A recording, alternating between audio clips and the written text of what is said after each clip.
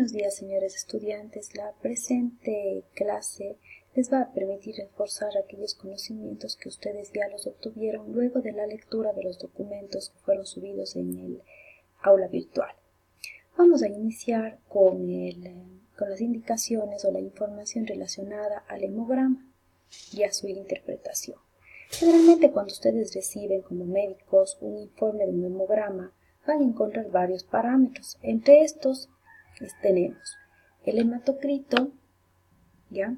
Que nos va a indicar, es un parámetro que viene en función del número de los glóbulos rojos, que es el parámetro que tenemos por acá, o recuento de eritrocitos.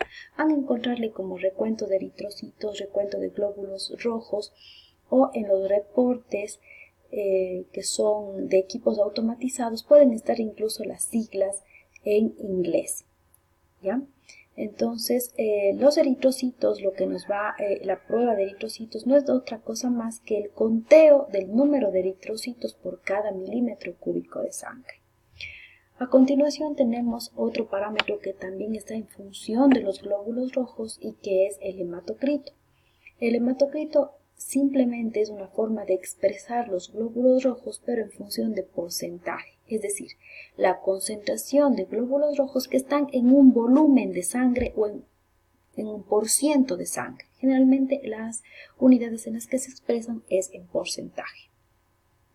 Luego tenemos otros valores también relacionados con los glóbulos rojos, que es la determinación de la hemoglobina, que probablemente ustedes ya lo han escuchado.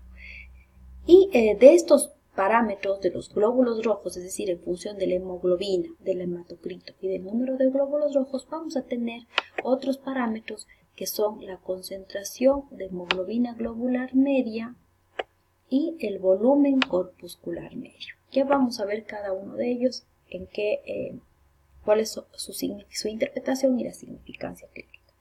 Esto en cuanto a los glóbulos rojos, pero en el hemograma también vamos a ver el recuento de los glóbulos blancos, o conocidos también como leucocitos o células de defensa. Y finalmente el recuento, es decir, el número de plaquetas, que como ustedes también cuando estudiaron patología vieron la importancia de las plaquetas dentro del proceso de formación del tapón plaquetario, dentro del proceso de la hemostasia. ¿Ya? Entonces, estos serían los principales datos que vamos a observar en un hemograma. ¿Ya? Entonces, lo importante es conocer primero los valores de normalidad. Esto nos va a indicar que, si ustedes recuerdan, los matíes o todos los elementos celulares se originan ¿en dónde? En la médula. Entonces, por lo tanto, encontrar normalidad en estos parámetros, en primer lugar, nos va a indicar una normalidad de la función hematopoyética. Y también puede deberse a alteraciones a que se están destruyendo, es decir, hay un desequilibrio entre la producción y la destrucción. O también, como en el caso de los leucocitos, estos puede estar incrementada su producción por algunos otros procesos como infecciosos o inflamatorios, que los vamos a ver a continuación. Ese es un reporte, digamos, en resumen, de un hemograma. Ustedes ya debían haber revisado en los documentos que yo les asigné, y vamos a tener pruebas, como por ejemplo valores de referencia, como en el caso del hematocrito que les había dicho es en porcentual, es decir, si yo tomo una cantidad de glóbulos rojos de sangre total, la coloco en un tubo capilar y centrifugo por la fuerza de la gravedad, todos esos glóbulos rojos van a asentarse y a ocupar un volumen. Ese volumen es el que representa el hematocrito, es decir, la porción de glóbulos rojos en 100 partes de sangre. Los glóbulos rojos tenemos un valor promedio, el hematocrito un valor promedio entre el 45%. Ahí vemos que en el hombre esta cifra puede subir y en la mujer puede disminuir. Ustedes van a tener que investigar rangos de los valores de hematocritos, no quedarnos con un solo valor, sino establecer rangos. La hemoglobina, el valor referencial está entre, aquí tenemos en el caso del varón alrededor de 16 y en la mujer alrededor de 14. Pero asimismo, como les digo, vamos a establecer rangos. Los eritrocitos, que son las células más numerosas, estas se encuentran en el orden de los millones. es decir, aproximadamente unos 5 millones en el hombre y en la mujer 4.5 millones. Los leucocitos, estos se expresan en otra unidad. Los leucocitos están en menor número en la sangre y están en el orden de 5 a 10.000 leucocitos por milímetro cúbico de sangre. Todos los elementos celulares se expresan por milímetro cúbico de sangre. Y las plaquetas en un rango de 150 a 300.000 por milímetro cúbico de sangre. Vamos a la interpretación. Primero con los elementos de la serie roja. Los elementos de la serie roja serán los eritrocitos y por ende también el hematocrito, que es la concentración de glóbulos rojos, y la hemoglobina, que es el pigmento que va a estar en cada uno de estos glóbulos rojos. Entonces, el hematocrito y la hemoglobina nos van a permitir identificar ciertas patologías, como por ejemplo la anemia. Es decir, el único parámetro que nos permite para definir que hay anemia es la hemoglobina, ¿ya? Es el pigmento que está en los glóbulos rojos. Entonces, por lo tanto, si es que tenemos niveles de hemoglobina por debajo del valor referencial tanto en el hombre como en la mujer y también en los niños, porque los niños pueden varían de hecho los valores de referencia, se habla de una anemia. Mientras que cuando tenemos valores que superan el valor referencial, se habla de una policitemia. Pero tengamos aquí en cuenta que policitemia hace referencia a todos los elementos celulares. Entonces es un término mal utilizado. Lo correcto sería decir que hay una eritrocitosis, ¿sí? Pero ustedes van a encontrar que generalmente se le nombra como policitemia cuando alguien tiene la sangre concentrada o la sangre espesa, es decir, una concentración de hemoglobina muy alta. El término que generalmente se utiliza es policitemia, ¿ya?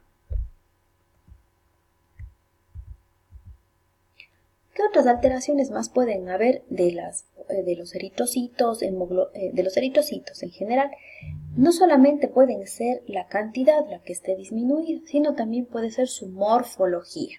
Es decir, puede estar modificado el tamaño, es decir, tener glóbulos rojos pequeñitos, que generalmente estos se encuentran en patologías como las conocidas como microcitosis. Esto ustedes me parece que también revisaron en histología. Vayan y busquen imágenes para que vayan recordando un poquito. Esto nada más como conocimiento general, para que sepan que no solo es el número de eritrocitos el que puede estar alterado, sino también la forma. Anisocitosis, microcitosis, macrocitosis, es decir, eritrocitos de un gran tamaño. Recuerden que el tamaño del eritrocito es aproximadamente de 7 micras. Entonces, ¿qué quiere decir? Eritrocitos muy pequeñitos de 5, 4 micras, hablamos de una microcitosis. Y cuando superan el tamaño normal, una macrocitosis. Y también pueden haber alteraciones de la pigmentación, es decir, la coloración de estos glóbulos rojos. Si hablamos de coloración de los glóbulos rojos, tenemos que pensar aquí rápidamente que esto se va a asociar ¿con qué? Con el parámetro que es la hemoglobina, porque este es el pigmento que está dentro de los glóbulos rojos. En este caso pueden haber alteraciones llamadas hipocromías, que significa que tienen poca cantidad de hemoglobina en los glóbulos rojos. Y por otro lado vamos a tener cuadros de hipercromía, es decir, eritrocitos con una gran cantidad de hemoglobina. ¿Ya? Entonces, si ustedes recuerdan estos tres parámetros, el número de glóbulos rojos, el hematocrito, que es el volumen que están ocupando esos millones de glóbulos rojos, y la hemoglobina, que es el pigmento. Entonces, de la relación entre estos tres parámetros, vamos a tener también los índices hematológicos, que vamos a revisarlos a continuación. ¿Ya? Esas también son alteraciones en la forma de los glóbulos rojos en forma elíptica, ovaladas. Estas distintas formas pueden también provocar alteraciones en los recuentos. Hasta allí vamos a quedarnos con los glóbulos rojos. Luego tenemos otro parámetro que también se valora en un hemograma y son los leucocitos, es decir, el número total de estos glóbulos blancos, que están en el orden de 5 a 10.000 leucocitos por cada milímetro cúbico de sangre. Pero no solamente es importante conocer el número total de leucocitos, sino también de las fracciones de los leucocitos. ¿Cuáles son esos tipos de leucocitos? Ustedes recuerdan, habían los granulocitos y los agranulocitos. Los granulocitos eran aquellos que tenían el núcleo multilobular. Entre ellos tenemos principalmente a los neutrófilos, que son los que se encuentran en mayor cantidad y que tienen esta función de defensa. Los eosinófilos, que son neutrófilos, pero que tienen granulaciones eosinofílicas, que estos desencadenan, si ustedes recuerdan, las reacciones alérgicas y por lo tanto ya vamos a ver posteriormente cuándo es que están elevados los eosinófilos. También tenemos los basófilos, que son también granulocitos. Y dentro de los agranulocitos tenemos a los linfocitos, que son los que en segundo lugar se encuentran en mayor porcentaje dentro del total de los glóbulos rojos, y los monocitos. Ahora, las alteraciones de los leucocitos. Si decíamos que tenemos un valor referencial entre 4, 5 hasta 10.000 leucocitos, si es que tenemos valores por encima del valor referencial, es decir, superiores a 10.000 leucocitos por milímetro cúbico de sangre, hablamos de una leucocitosis, es decir, está aumentado el número de leucocitos. ¿En qué casos aumenta el número de leucocitos? Vamos a ver que estos están elevados principalmente cuando hay infecciones bacterianas y piógenas, es decir, cuando hay la producción de pus, cuando estas células blancas han ido al sitio en el cual está produciendo la infección. En procesos inflamatorios, tanto crónicos como agudos, en ciertos procesos de cánceres, en quemaduras, que es un proceso inflamatorio, y en el infarto de miocardio, que también es un proceso inflamatorio, ¿no es cierto? Entonces, en estas y otras más que están en el texto, que ya ustedes debían haber revisado, son causas para que incrementen los leucocitos. Y por otro lado, vamos a tener en cambio cuando disminuye el número de leucocitos, es decir, por debajo de 4.000, hablamos de una leucopenia. Si disminuye el número de leucocitos, también tenemos que pensar en la causa, es decir, en dónde se están formando los leucocitos. Entonces, la principal causa de las leucopenias son generalmente enfermedades mieloproliferativas, es decir, aplasia medular, las leucemias, que pueden producir una disminución en la producción de estos glóbulos blancos. Pero no solo en dónde se está produciendo los glóbulos blancos puede ser la responsable de la leucopenia, sino también ciertos procesos infecciosos. ¿Qué tipo de infecciones? Las virales. Recuerdan cuando estudiaron microbiología que generalmente cuando hay una infección viral, en las primeras horas de la infección aumentan los leucocitos, pero después es común las leucopenias. Entonces, generalmente en procesos virales hay disminución de los glóbulos blancos por este proceso que tienen los virus de ocultarse dentro de las propias células, utilizar el material genético de las células y adaptarlos para su supervivencia. Entonces, esto generalmente también va a causar una, represión del sistema inmunológico y más bien hay una leucopenia, es decir, una disminución de los glóbulos blancos. Otras infecciones de tipo bacteriano que también provocan leucopenia son la tuberculosis, la fiebre tifoidea, que es aquella que es causada por la salmonela. Recuerden, la fiebre tifoidea por esta bacteria salmonela. El VIH-Sida, que es también una infección viral, también provoca leucopenia. La hepatitis y también el uso de algunas drogas, de algunos antibióticos pueden también provocar disminución de los leucocitos.